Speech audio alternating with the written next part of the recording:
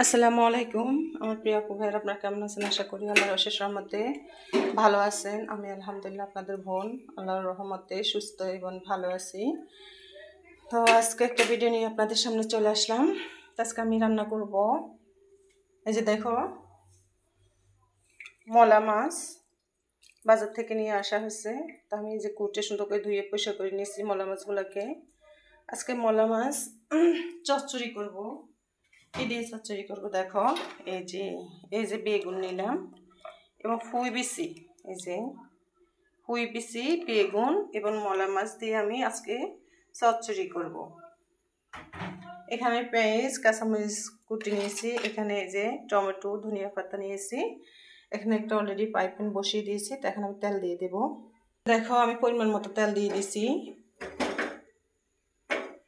এখন আমি দিয়ে দেব কাঁচামরিচ এবং পেঁয়াজ কুচিটা।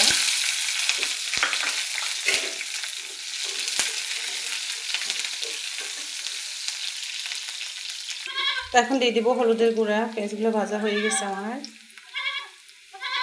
দিয়ে দেবো মরিচের গুঁড়ি, আমি কাঁচামরিচের জন্য লাল মরিচ একটু সামান্য দেব। দিয়ে দেবো স্বাদ মতো লবণ।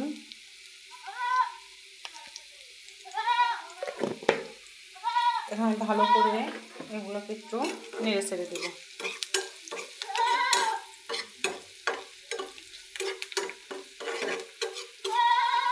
এখন দিয়ে দেবে একটু পানি, যাতে মশলাগুলো না পুড়ে যায়। মশলাগুলো পুড়ে গেলে তেতো লাগবে, খেতে ভালো লাগবে না। এখন এই মশলাগুলোকে আমি ভালো করে কষিয়ে নেব। এরকম মশলাগুলো কষানো হয়ে গেছে। এখন আমি এই যে এগুলো দিয়ে দেবো আগে, তারপর মাছ দেব। দেখো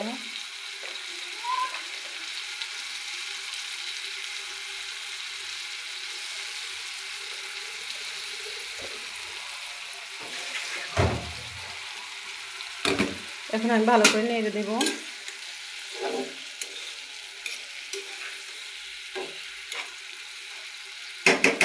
এখন একটু ঢেকে দেব।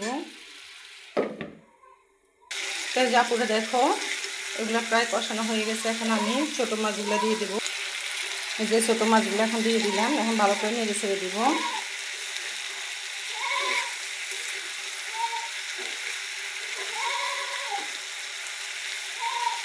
এখন আমি ঢেকে দেবো। তো দেখো আপুরা, আমি এখন টমেটোগুলো দিয়ে দেবো।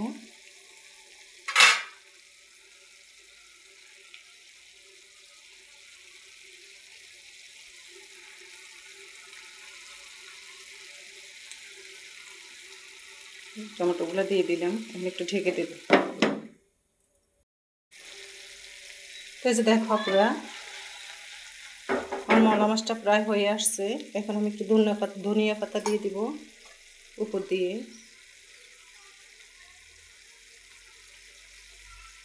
বেশি করে ধনিয়া পাতাটা দিয়ে দিই।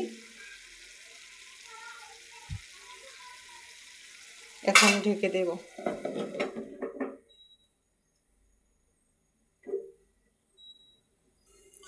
তো দেখো আপুরা, আমার মলা মাছের চচ্চড়িটা হয়ে গেছে। তো কেমন হয়েছে অবশ্যই আমাকে কমেন্ট করে জানাবে। যদি ভালো লেগে থাকে তাহলে অবশ্যই লাইক করবে, কমেন্ট করবে, শেয়ার করবে এবং যারা আমার চ্যানেল নতুন অবশ্যই আমার চ্যানেলটাকে সাবস্ক্রাইব করে আমার পাশে থাকবে, আমাকে সাপোর্ট করবে। তো আজকের মতো এখানে বিদায় নিলাম। আল্লাহ হাফেজ। আসসালামু আলাইকুম রহমতুল্লাহ।